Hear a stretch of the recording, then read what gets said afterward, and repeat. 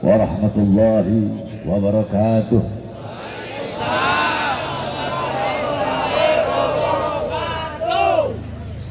Alhamdulillahil ahad, wassalatu wassalam ala man fis sama ismuhu Ahmad wa fil ardi ismuhu Muhammad wa ala alihi wa sahbihi wa ba'd. Yang saya cintai, yang saya muliakan, para alim ulama, para habaib, para kiai, para asatid, para ajengan, para tokoh masyarakat, para aparat pemerintah, wabil khusus segenap guru-guru kita yang saya cintai, yang saya muliakan, panitia pelaksana Istighosah Akbar Al-Habib Zain Ibn Syihab Al-Habib Hussein Al-Hamid, beserta seluruh jamaah posko PHB dan 212, beserta seluruh hadirin hadirat, bapak-bapak, ibu-ibu, khususnya para pemuda-pemudi umat baginda Nabi besar Muhammad yang selalu dimuliakan oleh Allah Subhanahu wa taala. Saudara-saudara, sedikit saja nasihat dari saya, hadirin sekalian yang dimuliakan oleh Allah Subhanahu wa taala. Kita duduk pada malam hari yang mulia ini dalam rangka Istighosah Akbar. Saudara-saudara, istighosah itu adalah wazan dari istif'alan, atau kalau kita pernah belajar shorof, istaf'ala yastafilu istif'alan, yakni itu fi'il sulasi mazid, yakni dengan tambahan 3 huruf hamzah wasal, sin dan ta, yakni bimakna talab, maknanya adalah meminta pertolongan, maknanya adalah meminta, bimakna talab, meminta, yakni bimakna talab, yang bermakna, yang bermaksud si fa'il meminta kepada si maf'ul untuk melakukan suatu pekerjaan. Contoh, istighfar. Istighfar itu berasal dari kata ghufran. Ghufran artinya ampunan. Istighfar berarti kita memohon kepada Allah agar Allah memberikan ampunan kepada kita. Kita sebagai fa'il meminta kepada Allah agar Allah memberikan ampunan kepada kita semua. Nah, istighosah dari kata ghausun yang artinya pertolongan. Ada lagi aunun, yakni isti'anah. Ada istighosah, ada isti'anah. Cuma bedanya, kalau isti'anah itu memohon pertolongan dalam keadaan umum, memohon pertolongan dalam yang bersifat luas. Sedangkan istighosah memohon pertolongan kepada Allah yang bersifat khusus, yang bersifat mendesak, yang bersifat kepepet. Maka yang bersifat kepepet, yang bersifat khusus, yang bersifat mendesak, itu namanya istighosah, saudara-saudara. Nah, kita duduk berkumpul pada malam hari yang mulia ini untuk bermohon kepada Allah, beristighosah kepada Allah. Dibacakan sholawat, tahlil, tahmid, tasbih, takbir, tamjid, sholawat sebagai perantara meminta kepada Allah, bermohon kepada Allah atas segala hajat-hajat kita. Khususnya pada malam hari ini, tepat di Cianjur ini, kita bermohon kepada Allah agar Allah angkat segala macam bencana, Allah angkat segala macam musibah, Allah angkat kesedihan, Allah angkat penderitaan, Allah angkat air mata, Allah angkat kesusahan, Allah angkat darah, Allah angkat gundah gelana, Allah angkat kegalauan seluruh masyarakat Cianjur, khususnya yang ditimpa musibah gempa bumi, saudara-saudara. Kita duduk di sini beristighosah, memohon kepada Allah, merayu kepada Allah agar Allah berikan kepada kita rahmatnya, agar Allah berikan kepada kita kasih sayangnya, Allah berikan kepada kita ampunannya. Saudara-saudara sekalian yang dimuliakan oleh Allah Subhanahu wa taala, hadirin sekalian yang dimuliakan oleh Allah Subhanahu wa taala, sebagaimana yang kita semua ketahui bahwasanya belum lama ini di Cianjur dilanda gempa bumi, saudara-saudara. Hadirin sekalian yang dimuliakan oleh Allah Subhanahu wa taala, Cianjur banyak para ulama, Cianjur banyak habaibnya, Cianjur banyak kiainya, Cianjur banyak ajengannya, Cianjur banyak pondok-pondok pesantren. Coba kau lihat, di Cianjur banyak pondok-pondok pesantren, banyak masjid-masjid, banyak musala-musala. Tapi kenapa Allah berikan bencana? Tapi kenapa Allah berikan gempa bumi, saudara-saudara? Kenapa Allah berikan banjir? Saudara-saudara, memang di Cianjur banyak para habaib, Di Cianjur banyak para kiai, di Cianjur banyak para ajengan, tetapi jangan salah, di Cianjur juga banyak perbuatan dosanya, banyak perbuatan maksiatnya. Coba kau lihat di bawah Cianjur, di puncak orang-orang nikah mut'ah, di puncak orang-orang kawin kontrak, perzinahan di mana-mana, pelacuran di mana-mana. Kau lihat di Cianjur, LGBT di mana-mana, pemurtatan di mana-mana. Orang-orangnya bisa dibeli imannya, bisa dibeli akidahnya, sehingga mengundang bencana dari Allah bagi seluruh masyarakat Cianjur, saudara-saudara. Saudara-saudara, pemurtatan di mana-mana. Imannya dibeli dengan Indomie 1 kardus, imannya dibeli dengan amplop isi 100.000.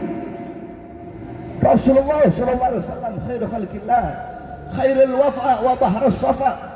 Rasulullah seorang manusia yang perutnya kelaparan, 3 hari 3 malam tidak makan, menganjal perutnya dengan sebongkah batu. Beliau kelaparan agar iman, Islam, akidah sampai kepada kalian.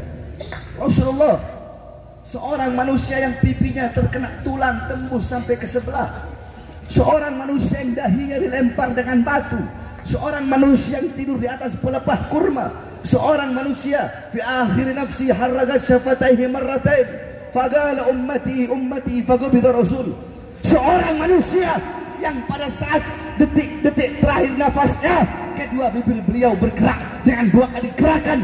Apa kata beliau? Ummati ummati. Pengorbanan beliau, beliau berkorban, beliau berjuang pagi, siang, sore, malam, kehujanan, kepanasan, berdarah, terluka, keringetan. Demi siapa? Demi kalian sebagai umat, agar iman sampai, agar Islam sampai. Tetapi setelah itu semua sampai kepada kalian, malah kalian jual, malah kalian gadaikan, saudara-saudara. Malu kalian kepada Rasulullah SAW.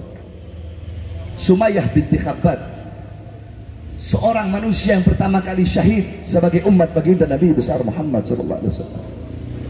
Seorang wanita yang tua renta, Sumayyah binti Khabbab, suaminya disiksa, anaknya disiksa, dipaksa keluar dari ajaran baginda Nabi besar Muhammad, ditusuk perutnya, tembus tombak tersebut, keluar isi perutnya, saudara-saudara. Apakah Sumayyah binti Khabbab lebih memilih kebebasan? Apakah Sumayyah binti Khabbab menjual Rasulullah, menukar Rasulullah dengan kebebasannya? Tidak. Sumayyah binti Khabbab lebih memilih mati, lebih memilih meninggal dunia daripada harus meninggalkan Islam, meninggalkan ajaran baginda Nabi besar Muhammad. Sidina Bilal ibn Rabah, badannya dikasih batu yang besar, dipaksa keluar dari ajaran baginda Nabi besar Muhammad SAW. Apakah Bilal ibn Rabah lebih memilih kebebasan dunia?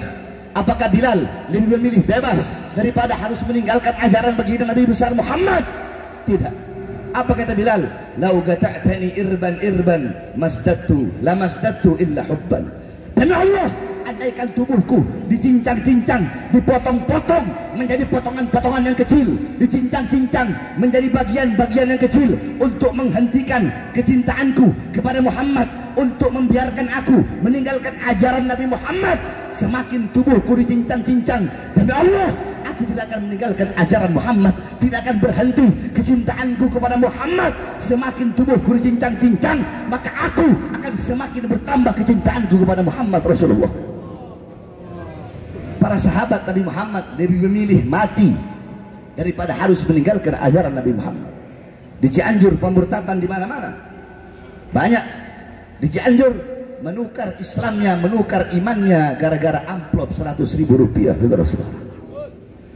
Menukar imannya, menukar Islamnya, meninggalkan Tuhannya Allah, meninggalkan Nabinya Rasulullah. Ini Indomie 1 kardus. LGBT di mana-mana, pelacuran di mana-mana, khamar di mana-mana. Sayyidatuna Aisyah radhiyallahu anha, beliau sudah berkata, yakni annan nas, sesungguhnya manusia, idza istahallu zina wa istibahul khumur, apabila mereka telah menganggap, apabila manusia telah menganggap zina sebagai perbuatan yang halal. Saudara-saudara, istighasah itu sulasi mazid. Istahalla itu juga sulasi mazid di dalam sorof. Cuma bedanya kalau istighosah bimakna talab, kalau istahalla bimakna liwijdani ala sifah. Istahalla atau istibaha itu maknanya adalah perasaan hati kepada suatu sifat, artinya menganggap. Jadi mereka bukan berzina, bukan hanya berzina saja, tetapi menganggap zina adalah perkara yang halal. Istahalla dari kata halal, ketika wazan tersebut menjadi istahalla berarti menganggap sesuatu yang halal. Istibaha dari kata mubah berarti menganggap sebagai sesuatu yang mubah. Istahallu zina berarti bukan hanya berzina, bukan hanya berzina saja, tetapi menganggap zina sebagai perkara yang dihalalkan, menganggap zina perkara yang halal. Berzina pagi, siang, sore, malam di pinggir jalan, telanjang, laki-laki, perempuan, ciuman, pelukan, berzina di pinggir jalan, mempertontonkan zinahnya karena dia menganggap zina sebagai sesuatu yang halal. Saudara-saudara, wailun liman lam ya'lam marrah, fawailun liman ya'lam walam ya'mal bih thalatha marrah. Sungguh celaka bagi orang yang tidak tahu satu kali kecelakaan. Kalau ada orang yang berzina, dia tidak tahu zina itu dosa, dia mendapatkan satu dosa. Ada orang tidak tahu kalau khamr, kalau mabuk itu dosa, dia mabuk, dia mendapatkan satu dosa. Kenapa? Karena ketidaktahuannya, karena kebodohannya dia. Kenapa tidak mau belajar? Akan tetapi bagi orang yang tahu zina itu zina itu dosa, zina itu haram, bagi orang yang tahu bahwasanya mabuk itu haram, akan tetapi masih tetap dia melakukannya, maka dia mendapatkan 3 daripada perbuatan dosa, dia mendapatkan 3 daripada kecelakaan. Saudara-saudara, banyak perzinahan di mana-mana, pelacuran di mana-mana. Itulah yang mengundang azab dari Allah, itulah yang mengundang bencana dari Allah Subhanahu wa taala. Saudara-saudara sekalian yang dimuliakan oleh Allah Subhanahu wa taala, makanya beruntung di Indonesia masih banyak para ulama, masih banyak orang-orang soleh, masih banyak para aulia, masih banyak makam-makam keramat, yang dimana Imam Al-Habib Abdullah bin Al-Haddad radhiyallahu anhu, beliau berkata, bihim yadfa'ullahu al-balaya wa yakshifur razaya wa yusdi kulla khairin wa ni'matin. Dengan sebab keberadaan mereka, para ulama, para orang-orang soleh, para aulia, para habaib, para kiai, dengan sebab keberadaan mereka-mereka, dengan sebab masih banyaknya beliau-beliau, Allah angkat segala macam bencana, Allah angkat segala macam musibah, Allah beri kita kenikmatan, Allah beri kita kesejahteraan, Allah beri kita segala macam kebaikan-kebaikan sebab keberadaan beliau-beliau, para ulama, para aulia dan orang-orang soleh. Falaula hubu bainal anami ladukdikat jibalun wa ardul lirtikabil khati'ati. Kalau bukan karena keberadaan beliau-beliau, para ulama, para aulia, para syuhada, orang-orang soleh, magom-magom keramat, kalau bukan karena keberadaan beliau-beliau, maka sudah Allah berikan kepada kita bencana musibah yang begitu besar. Bumi Allah guncang, bumi Allah balik, bumi Allah hancurkan, gunung-gunung Allah hancurkan, lautan Allah tumpahkan di muka bumi, gunung-gunung Allah terbangkan, langit Allah runtuhkan. Allah hancurin dunia, hancurin dunia, rusak ini alam semesta. Kalau bukan karena keberadaan beliau-beliau, orang-orang soleh, para ulama dan para aulia di muka bumi Allah, karena keberadaan beliau-beliau, Allah masih jaga ini bumi, Allah masih jaga kita punya negara, kesatuan Republik Indonesia. Oleh karenanya, saudara-saudaraku sekalian yang dimuliakan oleh Allah Subhanahu wa taala, ini teguran Allah berikan kepada kita semua.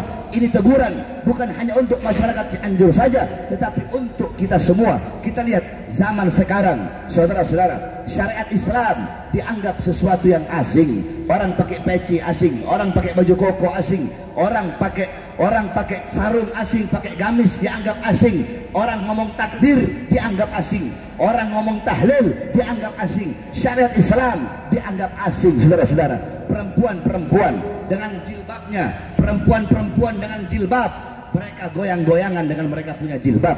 Dengan jilbabnya mereka memperlihatkan kemolekan tubuh mereka. Dengan jilbabnya mereka memperlihatkan mereka punya aurat, padahal mereka pakai jilbab. Mereka goyang-goyangan, ikhtilat, bercampur laki-laki dan perempuan. Pemuda-pemudanya, pemudi-pemudinya, pagi, siang, sore, malam sibuk dengan media sosial, sibuk dengan media sosialnya, sibuk dengan handphonenya, lupa kepada Allah, lupa kepada ajaran Allah, lupa kepada Al-Quran, lupa kepada sunnah Rasulullah SAW. Akhir zaman, orang-orang mabuk di mana-mana, narkoba di mana-mana, melacur di mana-mana. Ustadznya, kiainya, habaib mudanya sibuk dengan TikTok, sibuk cari suhroh, sibuk cari tenar, sibuk cari masyhur. para ustadznya, para kiainya, para habibnya sibuk juga dengan media sosialnya untuk mencari ketenaran, untuk mencari kema'rufan, untuk mencari kemasyhuran. Para ustadznya, para kiainya, para habibnya bisa dibeli. Telanjang dianggap modern, buka aurat dianggap modern, sedangkan pakai hijab, pakai cadar dianggap cupu, dianggap culun. Saudara-saudara sekalian, yang paling banyak berbuat dosa, yang paling banyak berbuat maksiat, yang paling banyak mungkarat, dalalat, sayyiat, mukhalafat, bukan orang-orang Kristen, bukan orang-orang Buddha, bukan orang-orang Hindu, tetapi abnaul muslimin, putra-putri Islam, pemuda-pemudi Islam kita yang paling banyak berbuat dosa, yang paling banyak berbuat maksiat. Oleh karenanya, kalau ada Allah berikan bencana, kalau Allah berikan musibah, jangan engkau bertanya kepada Allah Subhanahu wa taala. Dalam Al-Qur'an, Allah Subhanahu wa taala berfirman, "Ma asabakum min musibatin fa bima kasabat aydikum." Apa-apa yang menimpa kalian daripada musibah, daripada bencana, daripada gempa bumi, daripada tsunami, daripada tanah longsor, daripada kebakaran, daripada banjir, itu akibat perbuatan tangan kalian, itu akibat perbuatan tangan kita sendiri. Makanya Allah berikan bencana dan musibah.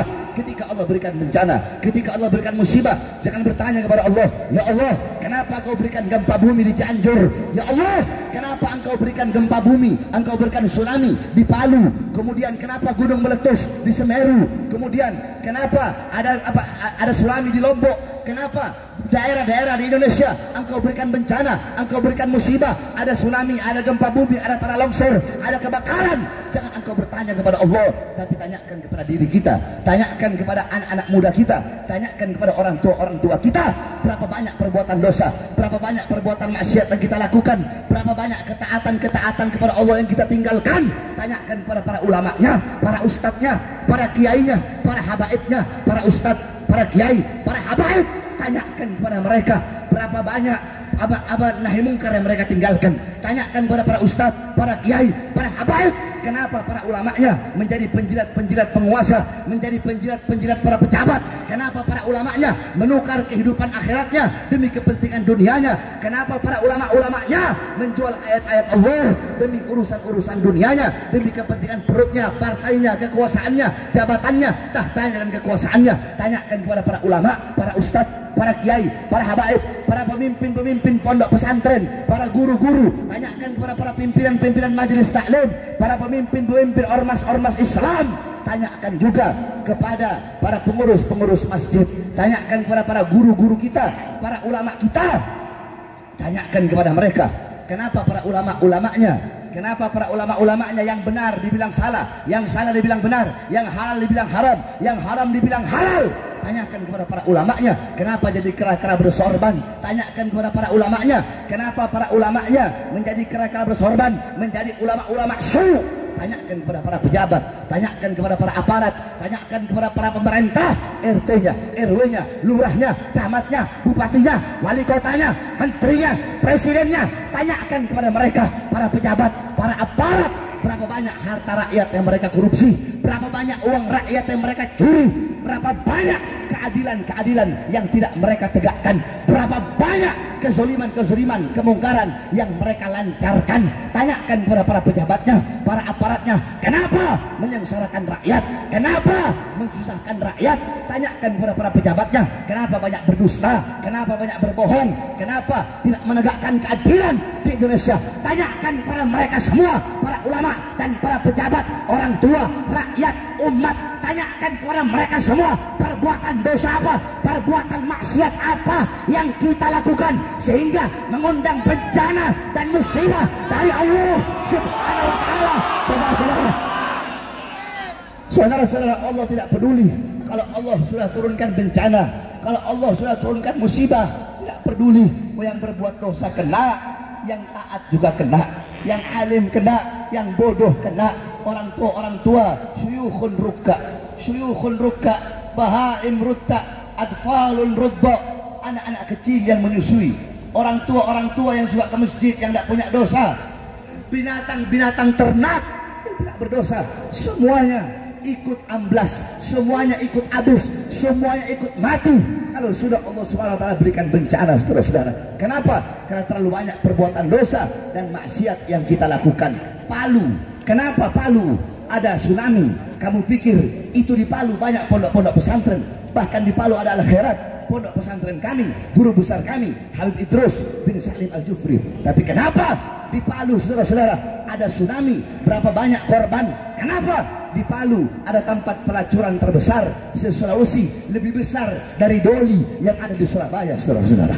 Lombok, kenapa Lombok ada tsunami? Di Lombok padahal dijuluki negeri 1000 masjid, 100 meter masjid, 100 meter masjid, 100 meter masjid. Tapi kenapa di Lombok ada tsunami, ada gempa bumi? Karena di Lombok banyak bule-bule, banyak orang-orang barat jemur teteknya, banyak orang-orang barat membuka auratnya, orang-orang barat mabok di pinggir-pinggir jalan, melacur, berzina di pinggir jalan, sehingga Allah berikan bencana. Begitu juga di Cianjur. Kenapa Allah berikan gempa bumi? Karena banyak LGBT-nya, banyak pemurtatannya, banyak kita-kita yang berbuat dosa dan berbuat maksiat. Hanya gara segelintir orang yang berbuat dosa dan maksiat, semua ikut kena dampaknya, semua ikut kena bencana. Oleh karena kepada engkau semua, besok-besok kalau di desa kalian, kalau di kampung kalian, kalau di kota kalian ada perbuatan dosa, ada perbuatan maksiat, ada tempat-tempat pelacuran, ada tempat-tempat berzina, ada germo-germo, pelacur-pelacur, banyak orang berbuat dosa, banyak pabrik-pabrik minuman keras, banyak orang-orang yang mabok, dangdutan, diskon, segera kalian bubarkan. Karena itu kampung kalian, desa kalian, kota kalian, kalau ada tempat pelacuran, kalau ada tempat-tempat minuman keras, bubarkan. Jangan sampai hanya segelintir orang-orang tersebut Allah berikan bencana, kita semua ikut terkena dampaknya, saudara-saudara. Oleh karenanya, hadirin sekalian yang dimuliakan oleh Allah Subhanahu wa taala, kembali kita kepada Allah, kembali kepada Allah. Kata Habib Zain tadi, hijrah kepada Allah Subhanahu wa taala. Al-hijrah, qala al-Imam Al-Qurtubi, al-hijrah intiqal an syai' ila syai', wa qala al-hijrah yani intiqal min mawdi' ila mawdi', wa qasdu tarkil awal itharan lithani. Qala al-Imam As-Suyuti, qala al-Imam Al-Mujahid, al-hijrah tarku riyarahum idkhaf al-fitnah wal i'tidari fi dhatillah. Al-Imam Al-Qurtubi radhiyallahu anhu, beliau mengatakan al-hijrah intiqal an syai' ila syai', hijrah itu pindah dari sesuatu kepada sesuatu. Al-Imam As-Suyuti, beliau mengatakan al-hijrah intiqal min mawdi' ila mawdi' wa qasdu tarkil awal itharan lithani, hijrah itu pindah dari satu tempat ke tempat yang lain dan menyengajai pindah ke tempat yang kedua dari tempat yang pertama. Al-Imam Al-Mujahid, beliau berkata al-hijrah tarku diyarahum in khafal fitnah wal i'tidari fi dhatillah. Hijrah menurut Al-Imam Al-Mujahid adalah orang-orang yang meninggalkan desanya, meninggalkan kampung halamannya untuk karena takut fitnah, kerusakan dan penindasan. Tetapi yang saya maksudkan hijrah di sini adalah sebenar-benarnya makna hijrah sebagaimana disebutkan oleh baginda Nabi besar Muhammad sallallahu alaihi wasallam. Apa kata Rasulullah? Al-muhajir man hajara ila ma nahallahu anhu. Orang-orang yang berhijrah adalah orang-orang yang berhijrah meninggalkan apa-apa yang dilarang oleh Allah, meninggalkan perbuatan dosa, meninggalkan perbuatan maksiat. Dari perbuatan maksiat hijrah menuju perbuatan taat, dari kebodohan hijrah menuju kealiman, dari bodoh hijrah menuju pinter, dari maksiat hijrah menuju tobat, dari perbuatan dosa hijrah menuju taat, dari kemiskinan hijrah menuju kemakmuran, hijrah menuju kejayaan, dari belangsak, dari bodoh hijrah menuju pinter, hijrah menuju makmur, dari rasa takut hijrah menuju rasa aman. Hijrah kita semua kepada Allah, kembali kepada Allah. Terlalu banyak perbuatan dosa kita, terlalu banyak perbuatan maksiat kita, apalagi di akhir zaman ini, saudara-saudara. Perbuatan dosa dan perbuatan maksiat keleleran di mana-mana. Di mana-mana ada perbuatan dosa dan ada perbuatan maksiat. Maka kembalilah kita kepada Allah Subhanahu wa taala, tegakkan keadilan, sampaikan kebenaran, tegakkan keadilan, sampaikan kebenaran, saudara-saudara sekalian. Banyak orang-orang sekarang meninggalkan kebenaran, meninggalkan keadilan, tidak punya rasa kepedulian. Agamanya dihina, Islamnya dihina, syariatnya dihina, la ilaha illallahnya dihina, Muhammad Rasulullahnya dihina, nabinya dihina, akidahnya dihina, Islamnya dihina, akidahnya diinjak-injak, nabinya diinjak-injak. Mereka biasa-biasa saja. Itu setan-setan yang putih. Apa itu setan-setan yang buta? Itu setan-setan yang tuli. Itu orang-orang yang tidak pantas disebut sebagai umat daripada baginda Nabi besar Muhammad sallallahu alaihi wasallam. Ketika agama Islam dihina, ketika syariat dihina, ketika tauhid dihina, ketika ulama dihina, ketika para pewaris Nabi Muhammad dihina, sedangkan kita diam saja. Islam dihina, syariat dihina, dilecehkan, diinjak-injak, dinodai. merasa biasa-biasa saja. Kita adalah setan-setan yang tuli, kita setan-setan yang bisu, yang tidak pantas menjadi umat baginda Nabi besar Muhammad sallallahu alaihi wasallam. Makanya tanamkan dalam hatimu ghirrah, kecemburuan apabila agamamu dihina, kecemburuan apabila syariatmu dinista, memiliki semangat dalam membela agama, memiliki semangat dalam membela Allah. Kalau ada ustadz, kalau ada kiai, kalau ada ulama ngomong Islam tidak perlu dibela, Allah tidak perlu dibela, Rasulullah tidak perlu dibela, itu ustadz, kiai, ulama goblok itu saudara-saudara. Kalau ada orang yang bilang Islam tidak perlu dibela, untuk apa ada front membela Islam? Islam tidak perlu dibela, itu ustaz goblok, itu kiai goblok, itu habib goblok, itu ulama goblok. Jangan engkau ikuti, itu orang-orang yang menjauhkan engkau dari jihad, menjauhkan engkau dari amal ma'ruf, menjauhkan engkau dari nahi mungkar, menjauhkan engkau dari syariat baginda Nabi besar Muhammad sallallahu alaihi wasallam. Jangan ada kata kapok, jangan ada kata lelah, jangan ada kata capek dalam berjuang untuk Allah, berjuang untuk Rasulullah, berjuang untuk agama, berjuang untuk syariat, berjuang untuk Nabi Muhammad, berjuang di jalan Allah untuk menyampaikan kebenaran, untuk melawan kezaliman, untuk melawan kemungkaran, untuk melawan maksiat, mungkarat, dolalat, sayyiat, mukhalafat. Tidak ada kata capek, tidak ada kata lelah. Saudara-saudara, saya keluar masuk penjara, berkali-kali saya masuk penjara. Kenapa? Apakah saya bandar narkoba? Apakah saya pencuri? Apakah saya pembunuh? Tidak, saya keluar masuk penjara karena saya membela rakyat, rakyat yang susah, rakyat yang kelaparan. Saya menegakkan kebenaran, saya menegakkan keadilan. Saya tidak pernah tunduk kepada kezaliman, kepada kemungkaran, kepada ketidakadilan, kepada kemaksiatan. Saya tidak pernah tunduk, saudara-saudara. Oleh karenanya, saudara-saudara sekalian yang dimuliakan oleh Allah Subhanahu wa taala, bagi saya jangankan keluar masuk penjara lagi, bagi saya jangankan hanya keluar masuk penjara demi agama, demi Islam, demi Nabi Muhammad, demi datuk saya baginda Nabi besar Muhammad, demi agama datuk saya, demi ajaran datuk saya, demi umat saya punya datuk, demi bangsa, demi Indonesia, demi NKRI, demi rakyat. Jangankan hanya di penjara, nyawa saya, jiwa saya, darah saya murah harganya untuk tumpah, saudara-saudara. Pernah capek, saya tidak akan pernah lelah. Saudara-saudara, para musuh-musuh Allah, para musuh-musuh agama, para pengkhianat-pengkhianat bangsa, mereka bisa memborgol tangan saya, perut saya, kaki saya. Mereka menahan saya, memenjarakan saya. Mereka bisa memisahkan saya dengan anak saya, memisahkan saya dengan istri saya, menahan saya daripada melihat dunia-dunia luar.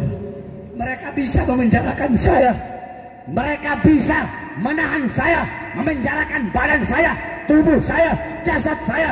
Tetapi demi Allah, suara-suara kebenaran yang saya sampaikan tidak akan pernah bisa mereka penjarakan, mereka bungkam sampai datangnya hari kiamat, saudara-saudara. Oleh karena saya tanya semua yang hadir di sini, siap sampaikan kebenaran? Siap, siap lawan kemungkaran, siap lawan kemaksiatan, siap hancurkan kezaliman, siap hancurkan kemaksiatan, siap hancur demi Islam, siap binasa demi Indonesia. Allahu Akbar, Allahu Akbar. Indonesia merdeka, merdeka, merdeka. Allahu Akbar. Mudah-mudahan Allah angkat segala macam bencana, musibah di negara Indonesia kita cintai. Mudah-mudahan segala macam penderitaan, kesusahan, kesedihan, cobaan-cobaan yang melanda umat Islam Cianjur, masyarakat Cianjur, mudah-mudahan Allah ganti dengan sesuatu yang lebih baik. Allah ganti dengan kenikmatan-kenikmatan yang agung, kenikmatan-kenikmatan yang besar, kenikmatan-kenikmatan yang luhur. Jadi intinya, saudara-saudara, kita hadir pada malam hari ini istighasah bermakna talabul ghaus, memohon, meminta, mengembis kepada Allah akan pertolongan, karena sebaik-baik penolong adalah Allah, sebaik-baik pelindung adalah Allah. Apabila pertolongan Allah, perlindungan Allah telah Allah berikan kepada kita semua, maka tidak ada satupun makhluk yang bisa menyakiti kita, karena kita berada dalam pertolongan dan perlindungan Allah. Semoga bangsa kita, negara kita, rakyat kita aman, makmur, sejahtera. Allah jadikan negara kita negara yang aman, negara yang makmur, negara yang sejahtera. Baldatun thayyibatun wa rabbun ghafur. Negara yang baik, negara yang makmur, negara yang aman, negara yang sejahtera. Para pejabat jadi pejabat-pejabat yang baik, para pemerintah jadi pemerintah yang baik, jadi pemerintah pejabat yang taat kepada Allah, yang patuh kepada Allah. Ulama jadi ulama-ulama yang lurus, jadi ulama-ulama yang istiqamah, ulama-ulama yang mustaqim. Amin amin ya rabbal alamin. Saudara-saudara, doakan juga saya. Saya baru keluar dari rumah sakit, kata dokter, saya punya fungsi